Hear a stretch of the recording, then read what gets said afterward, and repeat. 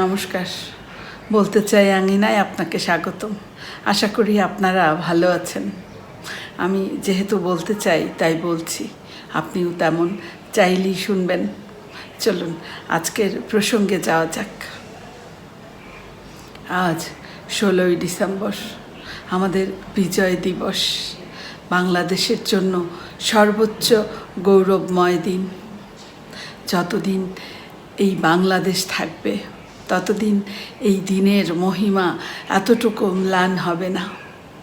আজ সেই ঐতিহাসিক দিন যেদিন আমরা পেয়েছি একটি পতাকা, পেয়েছিলাম স্বাধীন একটি ভূখণ্ড। স্বাধীনতা এই শব্দটি শুধুমাত্র একটি শব্দ নয়, এটি 30 লক্ষ শহীদের রক্ত, 2 লক্ষাধিক মা বোনের সম্ভ্রম। এটি একটি জাতির দীর্ঘ 23 বছরের বঞ্চনার ইতিহাস। আজ যখন আমরা মুক্ত বাতাসে শ্বাস নিই, যখন গর্ব ভরে আমরা আমাদের লাল সবুজ পতাকাটি উড়তে দেখি, তখন আমাদের মনে রাখতে হবে এই অর্জন কত কঠিন সংগ্রামের ফল। এটি ছিল বাঙালি জাতির আত্মমর্যাদা রক্ষার এক মহাকাব্য, যার নায়ক ছিলেন প্রতিটি মুক্তিকামী মানুষ। আমি মুক্তিযুদ্ধের সময় আমার জন্ম হয়নি। আমি মুক্তিযুদ্ধ দেখেছি আমার মায়ের চোখে। মায়ের চোখ দিয়ে আমি মুক্তিযুদ্ধ দেখেছি, মায়ের মুখে, আমার দিদার মুখে। এতবার সেই কাহিনীগুলো শুনেছি এবং শুনতে শুনতে কখন যে সেই কাহিনীগুলো আমার বাস্তব হয়ে উঠেছে আমি টেরই পাইনি।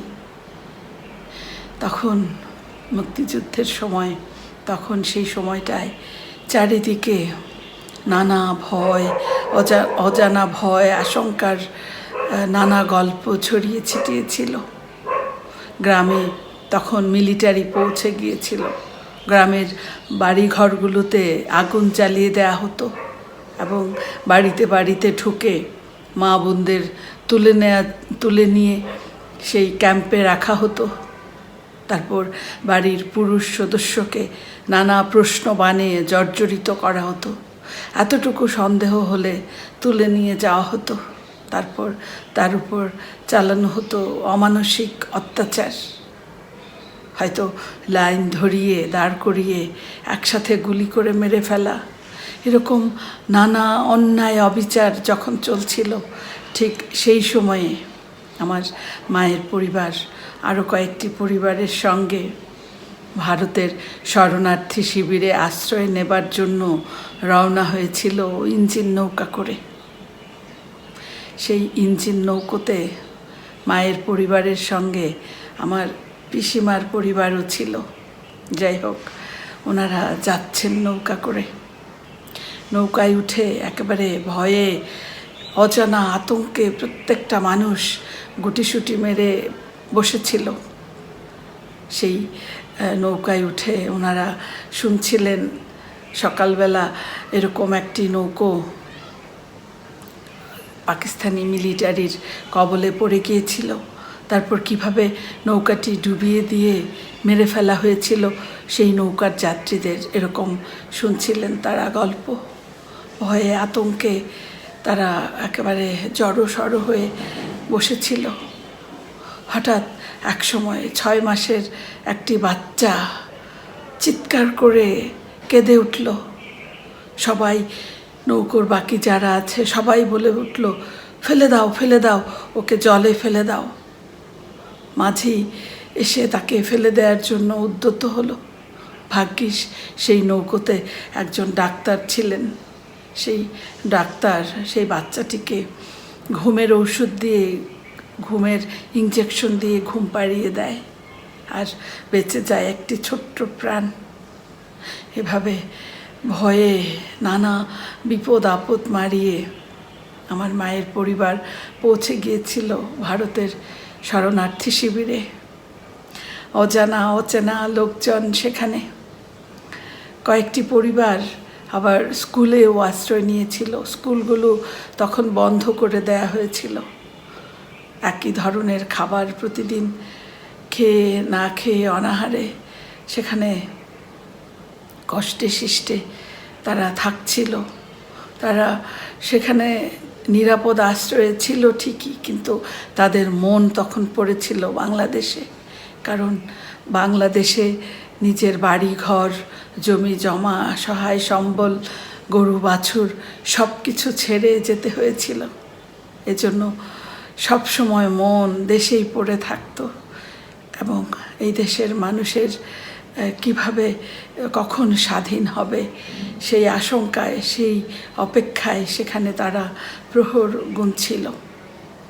এই যে এই বিজয় দিবস, আজকের এই বিজয় দিবস, এই বিজয় দিবসের বীজ রূপিত হয়েছিল মূলত সেই 52-র 21শে ফেব্রুয়ারির দিনে। একটি ভাষার জন্য এত মানুষ রক্ত দিতে পারে, সে তো আমাদেরই গৌরবময় ইতিহাস। এরপর 66-র 6 দফা, তারপর 69-এর গণ অভ্যুত্থান। এই প্রতিটি আন্দোলনই ছিল চূড়ান্ত মুক্তির সোপান।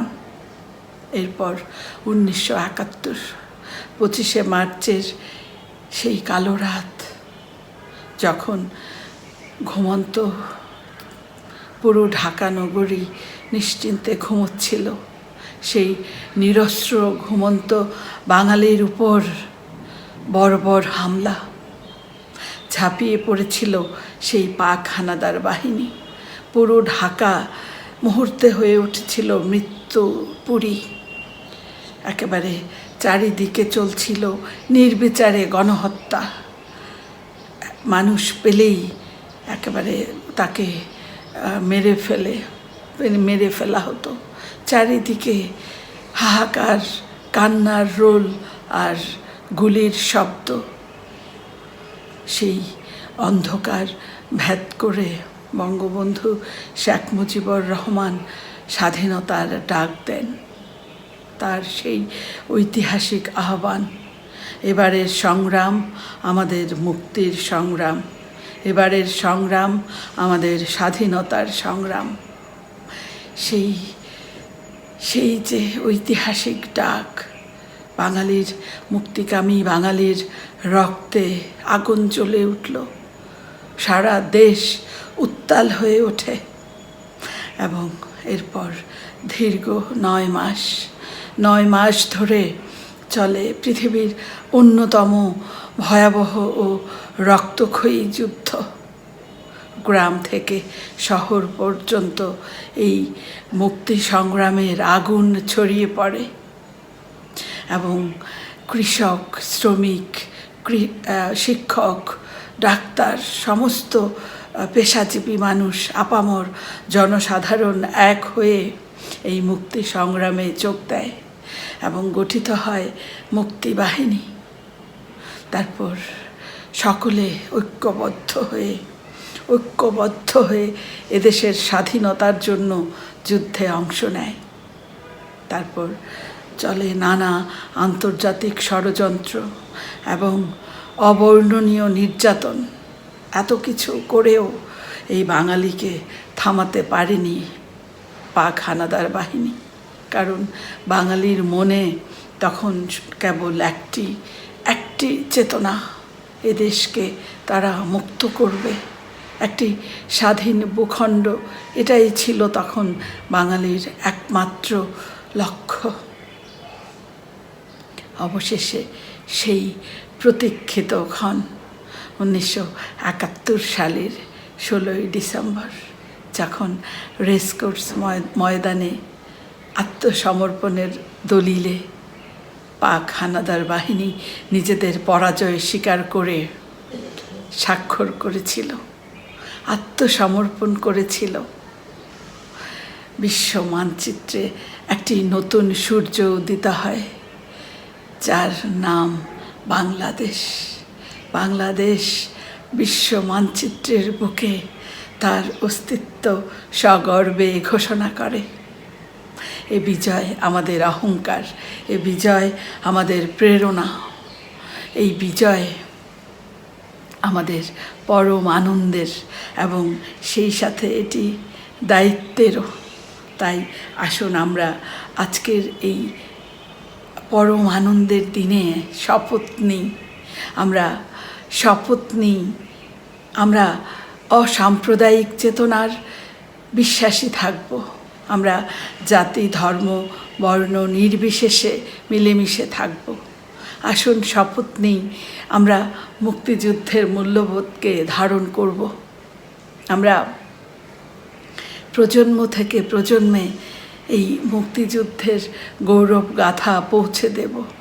আসুন শপথ নিই, আমরা দুর্নীতি মুক্ত এবং সমৃদ্ধশালী ও জ্ঞান ভিত্তিক একটি সোনার বাংলা গড়ে তুলব।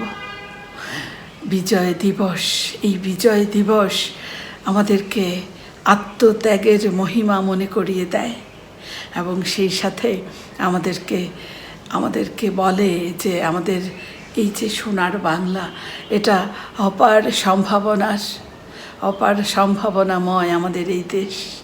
আসুন আমরা সকল বিভেদ ভুলে ঐক্যবদ্ধ হয়ে আমরা প্রিয় মাতৃভূমিকে বিশ্বের বুকে মর্যাদার আসনে প্রতিষ্ঠিত করি।